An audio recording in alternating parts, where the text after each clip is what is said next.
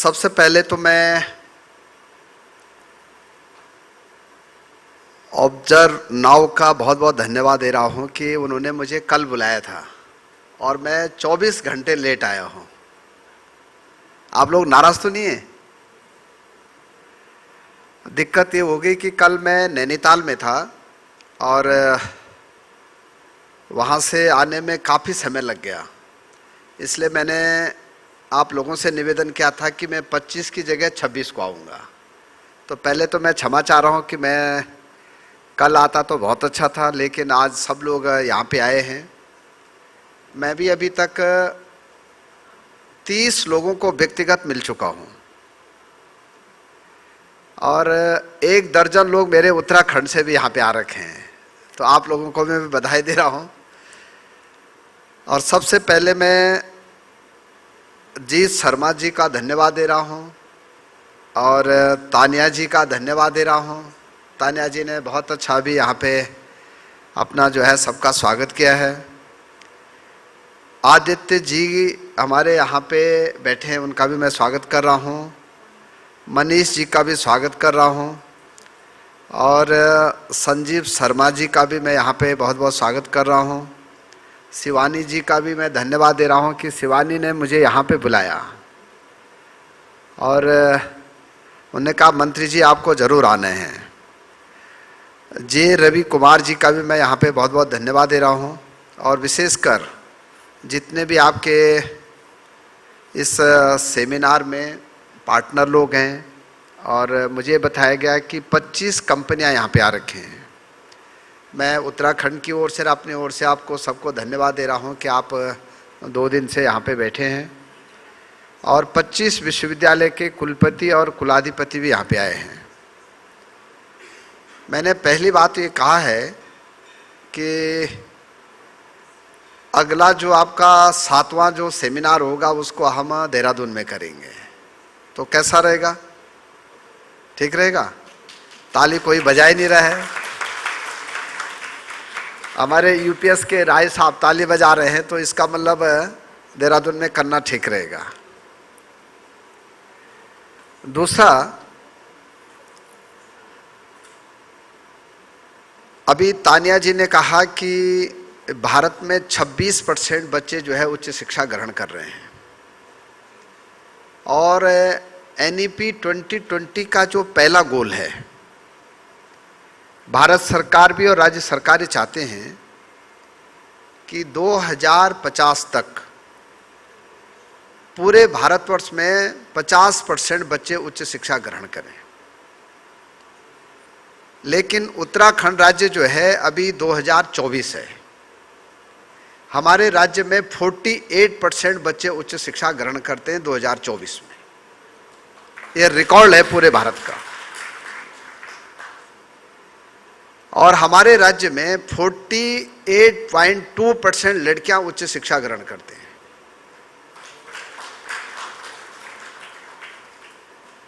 और हमारे राज्य में 52% जो जनजाति के बच्चे हैं उच्च शिक्षा ग्रहण करते हैं। और हमारे राज्य में 43% जो अनुसूचित जाति के बच्चे हैं उच्च शिक्षा ग्रहण करते हैं। तो एनईपी जो कह रही है कि भाई हमको मैक्सिमम बच्चों को क्या कराना है? उच्च शिक्षा ग्रहण कराना है। और एनईपी कहती है कि 2030 से लेकर 2050 तक पूरे भारत में 50% बच्चों को उच्च शिक्षा ग्रहण कराया जाए। या हम 2025 में इस टारगेट से आगे निकल जाएंगे। पहली बात मैं कहना चाहता हूं आप लोगों को। और आपको ताज्जुब होगा, हमारे राज्य में 35 विश्वविद्यालय हैं और 500 से ज़्यादा डिग्री कॉलेज हैं। हमारे राज्य में 68% लड़कियां उच्च शिक्षा ग्रहण करते हैं, अगर खाली राज्य की बात करूं मैं तो। और मुझे लगता है कि मैं अभी तक भारत के सभी राज्यों में गया हूं। मैं अभी तक पूरे भारत के 300 विश्वविद्यालय में गया हूं और मैंने बहुत नज़दीकी से विश्वविद्यालयों को भी देखा है, वहाँ के छात्रों को भी देखा है वहाँ की फैकल्टी को भी देखा है, वहाँ के वाइस चांसलरों से भी मेरी बात हुई है। तो सबका एक ही बात कहना है कि भारत को, हमको शिक्षा के क्षेत्र में विश्व गुरु बनाना है, ये सब कहते हैं। और जब से NEP 2020 लागू हुई पूरे देश में, देश का पहला राज्य है जिसने कि सबसे पहले जो है NEP 2020 को लागू किया है। ये देश का पहला राज्य उत्तराखंड है। और आज हमारे राज्य में जो प्री प्राइमरी है, हम 6000 स्कूलों में अभी तक प्री प्राइमरी को जो है लॉन्च कर चुके हैं NEP 2020 के लिए। और उस लॉन्चिंग कार्यक्रम में हमारे देश के शिक्षा मंत्री धर्मेंद्र प्रधान जी को मैंने बुलाया था, और उन्होंने वहाँ के कहा कि भाई जो हमने डिजाइन किया है कोर्स बच्चों के लिए, उन्होंने कहा कि इसको पूरे देश में हम इस डिजाइन को जो है देंगे कि आप अपने राज्यों में ऐसा करिए। दूसरा, सारे विश्वविद्यालय जितने हैं देश के, देखिए हमारे प्रधानमंत्री के जी का जो विजन है, उन्होंने शिक्षा में बहुत बड़े क्रांतिकारी निर्णय किए हैं। 2014 से पहले हमारे देश में 528 विश्वविद्यालय थे, और आज हमारे देश में 1007 विश्वविद्यालय हो गए हैं। इन 10 सालों में विश्वविद्यालय की संख्या ठीक दुगनी हो गई है। हमारे देश में पहले 43,000 डिग्री कॉलेज थे 2014 से पहले। आज हमारे देश में 1 लाख से ज़्यादा क्या हो गए, डिग्री कॉलेज हो गए पूरे देश में, चाहे वो प्राइवेट हो चाहे वो गवर्नमेंट के हो। हमारे देश में 47,000 बच्चे जो है MBBS करते थे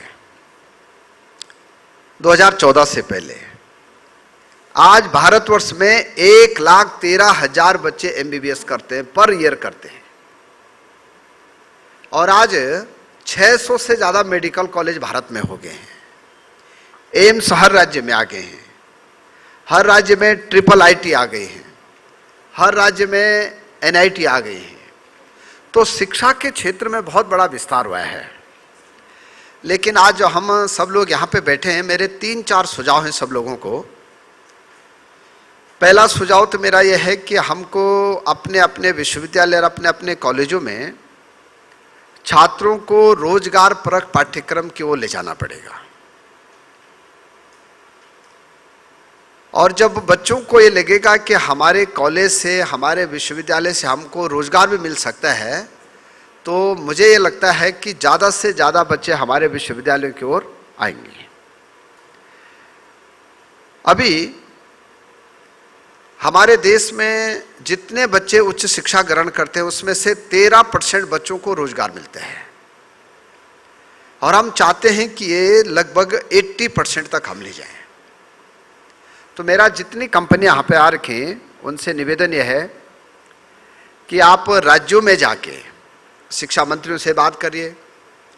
जैसे मैंने अपने राज्य में तो कह दिया है कि भाई आप सितंबर के महीने में हम सभी विश्वविद्यालयों के एक प्लेटफॉर्म पे बुलाएंगे, आप लोगों को भी बुलाएंगे, और जो जो कंपनियों के लिए जो कोर्स चाहिए वो कोर्स हम डिजाइन करके विश्वविद्यालयों को कहेंगे कि आप इस विषय पे जो है ऐसा ऐसा कोर्स डिजाइन करके बच्चों को रोजगार परक पाठ्यक्रम दीजिए। उससे क्या होगा कि विश्वविद्यालय को भी दिक्कत नहीं होगी और कंपनी को भी दिक्कत नहीं होगी। जैसे मैंने ITI पॉलिटेक्निक में किया है कि जितने भी ITI करते थे पहले बच्चे, उन बच्चों को ये दिक्कत होती थी कि वो जो ITI में सीखते थे वो कंपनी में उनको जाके फिर पूरा नए हिसाब से काम करना पड़ता था। अब हमने ये कर दिया है कि कंपनियों के साथ एक एक ITI को टाइप कर दिया है और उनका कोर्स डिजाइन किया है। और आप देखेंगे कि उत्तराखंड में इस समय 27% ITI के बच्चों को रोजगार मिल रहा है। तो मैं चाहता हूं कि उच्च शिक्षा में भी जो जो बच्चे रोजगार की तरफ जाना चाहते हैं, कुछ बच्चे तो पीएचडी की तरफ जाना चाहते हैं, कुछ बच्चे आईएएस बनना चाहते हैं, कुछ बच्चे पीसीएस बनना चाहते हैं, कुछ बच्चे फैशन डिजाइन की ओर जाना चाहते हैं। जो बच्चे जो है खाली रोजगार की तरफ जाना चाहते हैं, उन बच्चों के लिए हम विश्वविद्यालयों के कुलपतियों के साथ में, वहाँ की एकेडमिक काउंसिल के साथ बैठ के और उस कोर्स को डिजाइन कर सकते हैं। ये मैंने अपने राज्य में फ्रीडम दे दिया है। यहाँ पे हमारे 3-4 कुलपति बैठे हैं और मैंने 10 मीटिंगें की अपने प्राइवेट विश्वविद्यालयों के साथ में, और मुझे बड़ी खुशी है कि हमारे यहाँ एनईपी जो है प्राइवेट विश्वविद्यालय में भी लागू हो गया है, पूरे प्रदेश में हो गई है। तो ये थोड़ा हमको अपने अपने राज्यों में करना पड़ेगा।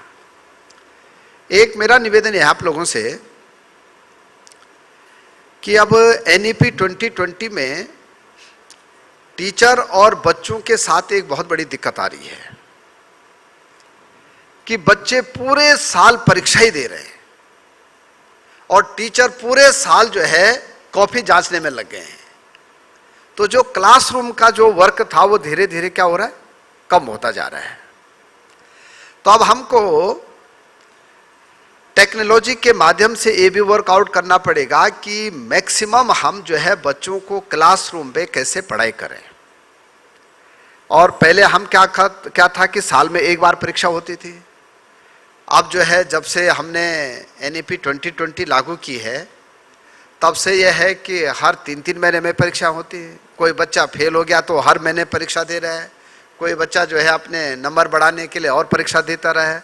तो ये बड़ी दिक्कतें हैं। लेकिन मुझे बहुत अच्छा लगा कि एसर कंपनी वालों ने भी कहा, सैमसंग ने भी कहा है, और जितनी यहाँ पे कंपनी आ रखे हैं, जो मैं अभी गया था सबके पास मिलने के लिए, उन सब का ये कहना है कि मंत्री जी हमें करेंगे कि एक टेक्नोलॉजी का निर्माण करके बहुत जल्दी परीक्षाएं भी हो जाए और बहुत जल्दी उसका क्या रिजल्ट भी आ जाए।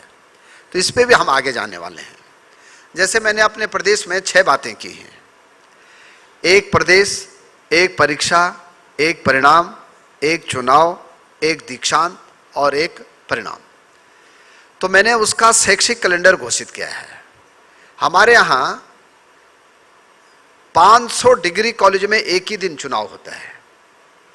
दीक्षांत समारोह भी हमारे यहाँ 15 दिन में होते हैं, नवंबर के महीने में। मैंने महामहिम राज्यपाल जी से भी निवेदन किया कि भाई दीक्षांत समारोह हमको एक ही महीने में कराने हैं, ताकि बच्चे को 180 दिन क्लासरूम मिल जाए। हमारी इच्छा यह है कि बच्चा 180 दिन पढ़ाई जरूर करे। तो मेरा जितने कंपनी के लोग यहाँ पे आ रखे हैं, इनसे निवेदन यह है कि आप अगर अच्छा सा कोई डिजाइन कर लेंगे तो मैं अपने प्रदेश में उसको लागू कर सकता हूँ कि जल्दी से हमारे यहाँ पेपर हो जाए, जल्दी से उसका परिणाम आ जाए। एक कंपनी मुझे मिली थी, वो कह रहे थे कि मंत्री जी हम 24 घंटे में आपका रिजल्ट दे देंगे। कितने घंटे में? 24 घंटे में। हमारे यहाँ रिजल्ट आने में 1-1 महीना लग जाता है, तो हमारे 29 दिन बच सकते हैं इसमें। तो ये भी हमको डिजाइन करना है। एक हमने अपने राज्य में एक बहुत अच्छा ये किया है कि नेशनल स्टॉक एजेंसी के साथ एक एमओयू किया हमने, और वो 10,000 बच्चों को जो है हमारे यहाँ से प्रशिक्षण करा के जो है उनको बाहर ले जा रहे हैं। तो एक बड़ा काम हम अपने राज्य में भी किया है। एक हमने अपने राज्य में एक 13,000 बच्चों को उद्यमिता का प्रशिक्षण दे रहे हैं, और उन बच्चों को जो है प्रशिक्षण देके जो है वो जहाँ भी जाना चाहते हैं उधर उनको ले जाना चाह रहे हैं। तो ये भी हम अपने राज्य में कर रहे हैं। अभी यहाँ पे हमारे राय साहब भी बैठे हैं, यूपीएस के जो कुलपति हैं। देश का पहला राज्य है उत्तराखंड जिसने कि 5 इनोवेटिव काम किया अपने राज्य में। हमारे राज्य में अगर कोई बच्चा 70% नंबर लाता है कक्षा 6वीं में, तो हम उसको 600 रुपये पर महीने देते हैं। 7वीं में लाएगा तो 700 रुपये देंगे, 8वीं में लाएगा तो 800 रुपये देंगे, इंटर में लाएगा तो 1200 रुपये देंगे, ग्रेजुएशन में लाएगा तो 1500 रुपये देंगे, और पीजी में लाएगा तो 3000 रुपये देंगे, और रिसर्च में अगर वो अच्छा रिसर्च करेगा तो उसको 5000 रुपये पर महीने हम दे रहे हैं। ये हमने इसलिए क्या कि बच्चे को 70% जो बच्चा नंबर लाएगा उसको सरकार की तरफ से प्रोत्साहन दिया जाएगा, और उसके साथ में ये भी कहा है कि उसकी 70% क्या होनी चाहिए, कॉलेज में उपस्थिति भी होनी चाहिए। तो एक बड़ा काम हमने अपने राज्य में किया है।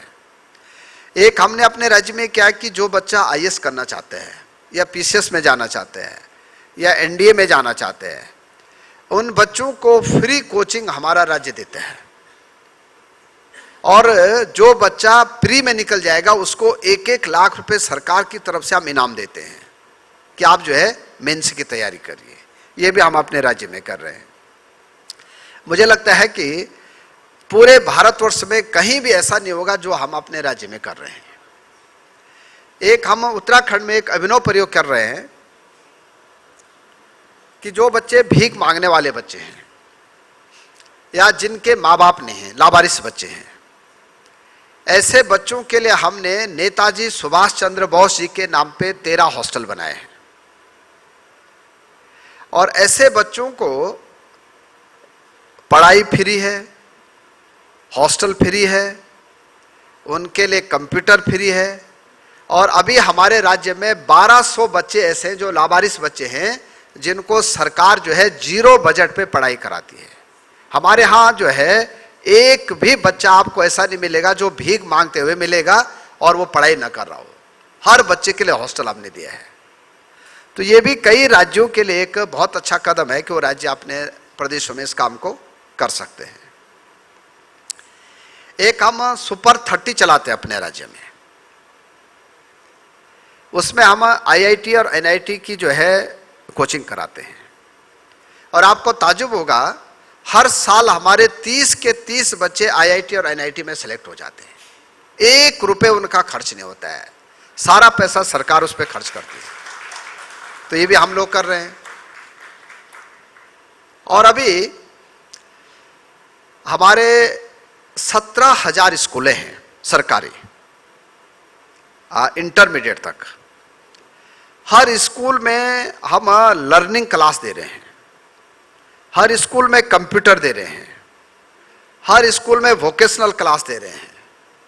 तो अगर आपकी कंपनी, कोई भी कंपनी अगर वोकेशनल में जाना चाहती है तो हमारे राज्य में वो जो है काम कर सकते हैं। ये भी मैं आप लोगों को ऑफर दे रहा हूँ। कोई जो है स्मार्ट क्लास में जाना चाहते हैं तो हम हर स्कूल में 4-4 स्मार्ट क्लास दे रहे हैं इस साल। ये भी हम कर रहे हैं अपने राज्य में। हम अपने राज्य में 12वीं तक के बच्चों को जो है किताबें फ्री देते हैं। जो बच्चा टॉपर आता है उसको स्मार्टफोन फ्री देते हैं।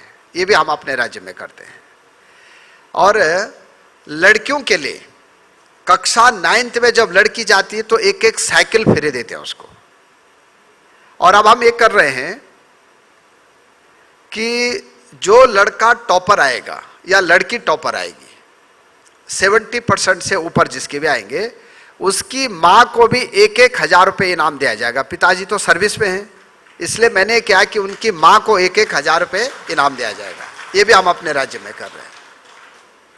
तो बहुत सारे इनोवेटिव हम अपने राज्य में काम कर रहे हैं, और मुझे आशा विश्वास है कि ये जो आपका 6वां सेमिनार है, यहाँ पे आप लोगों ने एक सेमिनार विदेश में किया है, 5 अपने देश में किए हैं। मैंने कहा है कि अगला जो सेमिनार होगा 7वां, उसको उत्तराखंड राज्य में करिए, और हम आप लोगों को ज़रूर कोऑपरेट करेंगे। और जितने कंपनी के लोग यहाँ पे आ रखे हैं उनसे मेरा निवेदन यह है कि एक बार हम देहरादून में सभी कंपनियों को बुलाएंगे और हम उच्च शिक्षा में और अच्छा क्या कर सकते हैं, क्योंकि जो प्रधानमंत्री जी का विजन है कि 2047 तक हमको भारत को विकसित राष्ट्र बनाना है। तो विकसित राष्ट्र तभी बनेगा जब हमारे बच्चे बहुत अच्छे हो जाएं, हमारे बच्चे होनहार हो जाएं, हमारे विश्वविद्यालय बहुत अच्छा काम करें, हमारे डिग्री कॉलेज बहुत अच्छा काम करें, तभी हम विकसित भारत की कल्पना कर सकते हैं। और इसके लिए शिक्षा विभाग की बहुत महत्वपूर्ण भूमिका है, विश्वविद्यालयों की बहुत महत्वपूर्ण भूमिका है। और जितने आप लोग यहाँ पे इस सेमिनार में आ रखे हैं, इन सबको मैं अपनी ओर से बहुत बहुत धन्यवाद देना चाहता हूँ कि आप लोग 2 दिन से यहाँ पे हैं। मुझे कहा गया था कि 15 मिनट बोलना है, मैंने 17 मिनट बोल दिया है। वैसे मैं बोलता कम ही हूँ, लेकिन आज चूँकि आप सब लोग सब विद्वान लोग यहाँ पे बैठे हैं, कुछ लोग तो मुझसे भी ज़्यादा पढ़े लिखे हैं, तो आप लोग इस सेमिनार में जो जो चीज़ें करना चाहते हैं, आगे का रोड में जो आप लोगों का होगा, आप मुझे ज़रूर शेयर करेंगे। और मैं भी अपने राज्य में आप लोगों के लिए जो भी अच्छा काम हो सकता है गुणवत्ता के लिए वो ज़रूर करूँगा। एक बार फिर मैं आप सब लोगों को बहुत बहुत धन्यवाद देना चाहता हूँ कि आप वर्चुअल क्लास के लिए, स्मार्ट क्लास के लिए और ऑनलाइन सिस्टम के लिए और जो भी नई टेक्नोलॉजी है इसके लिए हमारे राज्य में भी अगर आप आएंगे तो ज़रूर मैं आप लोगों को जो है आगे बढ़ाऊंगा। इतनी बात कह के मैं अपनी बात समाप्त कर रहा हूँ और आयोजकों का बहुत बहुत धन्यवाद दे रहा हूँ कि उन्होंने मुझे आज यहाँ पे बुलाया है। कुछ नई बात हम इसलिए नहीं कर पा रहे हैं क्योंकि अभी आचार संहिता है, इसलिए मैंने उतनी बात कही कि जो बातें हमने की हैं। 4 जून के बाद कुछ नई बातें जो हम करेंगे उसके बारे में ज़रूर आप लोगों के बीच में रखूँगा, क्योंकि मुझे पता है कि आचार संहिता में मुझे क्या क्या बात बोलनी है। इसलिए आपने देखा होगा मैंने उतनी बातें बोली जो हम क्या है कर रहे हैं। नई घोषणाएं, नए इनोवेटिव काम, नई टेक्नोलॉजी जिस पे भी करेंगे 4 जून के बाद फिर आप लोगों को शेयर करेंगे। मैं एक बार फिर आप सब लोगों का बहुत बहुत धन्यवाद दे रहा हूँ। विशेषकर मैं आयोजकों का तहे दिल से आभार व्यक्त कर रहा हूँ कि आप लोगों ने मुझे यहाँ पे बुलाया और चंडीगढ़ में आप सबका स्वागत है। अगला स्वागत सबका देहरादून में है और सबको मेरा प्रणाम। भारत माता की जय।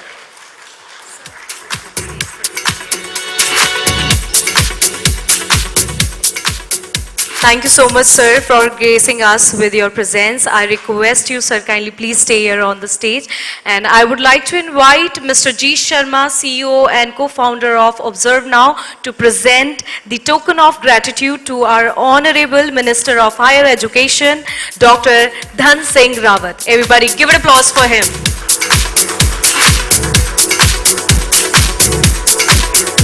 Also, I request the team of Observe Now to join us on stage for the group picture.